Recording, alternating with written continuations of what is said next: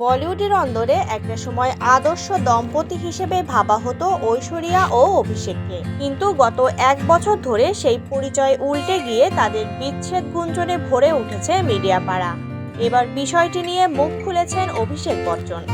অবশেষে নীরবতা ভাঙলেন অভিষেক। এক পডকাস্টে হাজির হয়ে প্রথমবারের মতো বিচ্ছেদের গুঞ্জন নিয়ে সরাসরি কথা বললেন অভিষেক। বিচ্ছেদের গুঞ্জনকে মিথ্যা ও বানানো বলে অভিহিত করেন অভিষেক বচ্চন। তিনি বলেন, আপনি যদি সেলিব্রিটি হন, মানুষ আপনাকে নিয়ে গল্প তৈরি করবেই। ওরা যা খুশি লিখছে সবটাই সম্পূর্ণ মিথ্যা, কোনো তথ্যের ভিত্তি নেই, বিদ্বেষপূর্ণ এবং ভুল।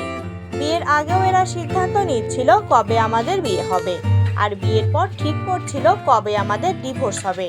সব বাজে কথা। সে আমার সত্য জানে, আমি তার সত্য জানি। আমরা সুখী সুস্থ পরিবারে ফিরি, ওটাই সবচেয়ে গুরুত্বপূর্ণ।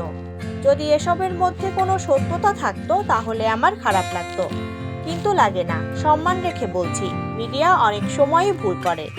তিনি আরও বলেন, আমাকে এমনভাবে বড় করা হয়েছে যে মিডিয়াকে দেশের বিবেক মনে করি। তবে দিনের শেষে ভুলে গেলে চলবে না, আপনি কারো সন্তান, কারো বাবা, কারো স্বামী, কারো স্ত্রী সম্পর্কে লিখছেন। দায়িত্ববোধ থাকা জরুরি। আমাকে নিয়ে যা খুশি বলতে পারেন, কিন্তু আমার পরিবারকে নিয়ে বললে তার জবাব পেতে হবে। কোনো মিথ্যা ও বানানো বাজে কথা আমি বরদাস্ত করব না। এখানেই ফুল স্টপ। 14 বছরের মেয়ে আরাধ্যাকে নিয়ে অভিষেক বলেন, ঐশ্বরিয়া তাকে দারুণভাবে বড় করেছেন। আরাধ্যা যথেষ্ট পরিণত, সে এসব জানে, তবে সেগুলো তার জীবনে কোনো গুরুত্ব পায় না। তার নিজের ফোন নেই। ওর বন্ধুরা কথা বলতে চাইলে ঐশ্বরিয়ার ফোনে কল করে। এই সিদ্ধান্ত আমরা অনেক আগেই নিয়েছিলাম।